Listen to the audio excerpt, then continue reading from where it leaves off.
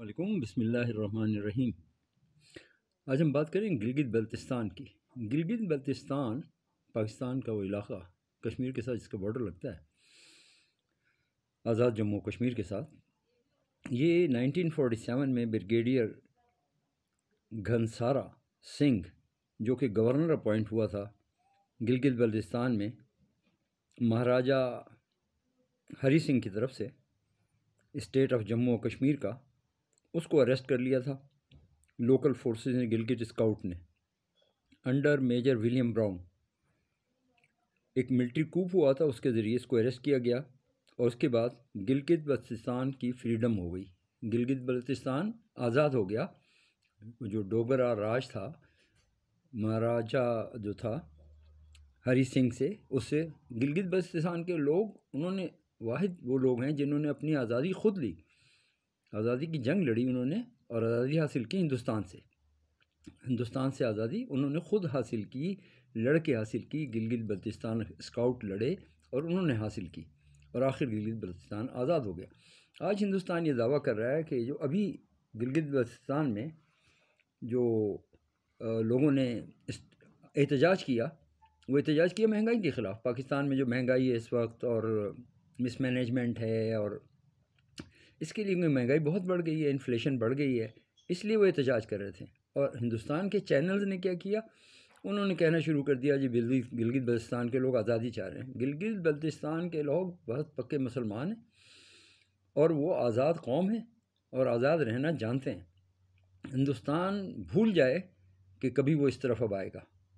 وہ ہندوستان کو چاہیے کہ وہ اپنی باؤنڈریز کے اندر رہے اور اس کی فوجیں بھی اپنی باؤنڈریز کے اندر رہے۔ جو بار بار یہ دھمکیاں جو ہندوستان دے رہا ہے پاکستان کو کہ POK میں ہم آ جائیں گے، یعنی آزاد جموں کشمیر میں آ جائیں گے، تو اس کو سوچ لینا چاہیے کہ تھوڑے دنوں کے بعد انشاءاللہ تعالی مقبوضہ جموں کشمیر جو ہندوستان کے پاس ہے اور جس کو پر قابض رہنے کے لیے ہندوستان نے اپنی 10 لاکھ فوج رکھی ہوئی ہے، جو کہ یونائٹڈ نیشن کی سیکیورٹی کونسل کا جو آرٹیکل ہے 1947 کا، اس کے خلاف ہے۔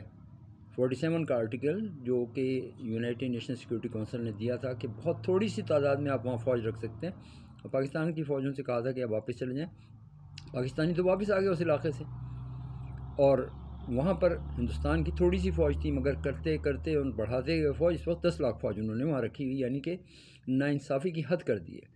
اب وہاں پہ کرفیو کو گزشتہ 3 سال سے کرفیو لگا ہوا ہے، سمجھیں گلگت بلتستان میں، وہاں پر کشمیر میں، مقبوضہ کشمیر میں۔ اب کوشش یہ کر رہی ہے ہندوستان کی گورنمنٹ کہ وہاں سے یونائٹڈ نیشن پیس کیپنگ فورس کو بھی ہٹا دے، تاکہ وہ جو وہاں کے حالات بتاتے ہیں یونائٹڈ نیشن کو کہ کیا مظالم وہاں پہ ہندوستان کی فوج کر رہی ہے، وہ نہ بتا سکیں۔ تو جو ظلم کر رہے ہیں آپ کشمیر کے لوگوں پہ 1975 سے، جب سے آزاد ہوا ہے، یہ پاکستان ہندوستان تقسیم ہوا ہے، اس وقت سے کشمیر کے لوگ آزادی مانگ رہے ہیں۔ پہلے تو آپ نے کہا کہ آرٹیکل 370 کے ذریعے اور 32 کے ذریعے ان کو اتنا آزاد رکھا کہ وہ اپنی اسمبلی ان کی تھی اور وزیر اعلیٰ ان کا تھا، وہ اپنے قانون خود بناتے تھے اور سکون کی زندگی تھی، بہتر زندگی تھی۔ مگر یہ نریندر مودی کی گورنمنٹ کے اندر آپ نے اس پہ قبضہ کر لیا پوری طریقے سے، یعنی کہ آرٹیکل 370 کو چینج کر کے اس کو ہندوستان میں ضم کر لیا اور آرٹیکل 32 کو آپ نے ختم کر دیا۔ تو یہ ظلم ہے۔ آپ کب تک یہ 10 لاکھ فوج وہاں پہ کشمیر میں رکھ سکتے ہیں؟ ایک وقت آئے گا کہ آپ کو اپنی فوجوں کو واپس بیرکس میں بلانا پڑے گا، کیونکہ اس کا اور کوئی طریقہ نہیں ہے۔ آپ کسی بھی قوم کو زیادہ عرصے تک غلام نہیں رکھ سکتے، جبکہ کشمیری 1 لاکھ کے قریب 1947 سے اب تک 1 لاکھ کشمیری شہید ہو چکے ہیں، اور 1 کروڑ کے قریب کشمیریوں کی اس وقت آبادی ہے، اور جموں و کشمیر کو آپ نے اپنا مقبوضہ علاقہ بنایا ہوا ہے۔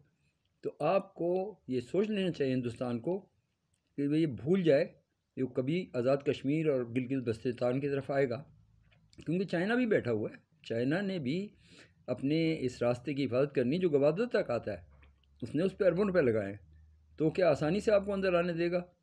یہ آپ چھوڑ دیں یہ باتیں کرنا، کیونکہ نہ چائنا نہ پاکستان، یہ دونوں مل کے اس پورے علاقے کی حفاظت کریں گے، اور وہ دن دور نہیں کہ آپ کے بارڈر پہ اس وقت چائنا ہے اور 14 آپ کی اسٹیٹس ہیں جو کسی وقت بھی علیحدہ ہو سکتی ہیں۔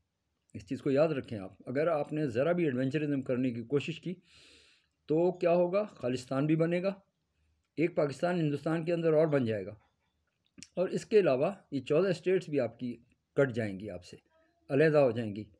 تو سوچیں اس کے اوپر۔ اور یہ اکانومی جو آپ کہتے ہیں نا روز آپ کی اکانومی بہت اچھی ہوگی، ٹھیک ہے آپ کی اکانومی اچھی، کیونکہ وہاں سکون ہے، وہاں پر کام کرنے دیا گیا ہے۔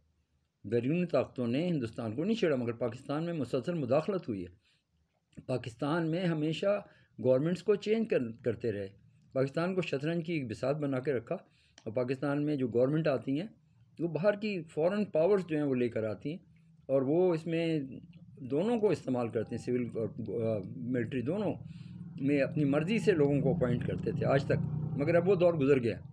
پاکستان میں بھی اب جو حکومت بنے گی انشاءاللہ تعالی، آئندہ آنے والی حکومتیں، پاکستان اپنی آزادی کا خود ضامن ہے، پاکستان کی فوج اس قابل ہے کہ وہ اپنے آپ کو آزاد رکھ سکتی ہے۔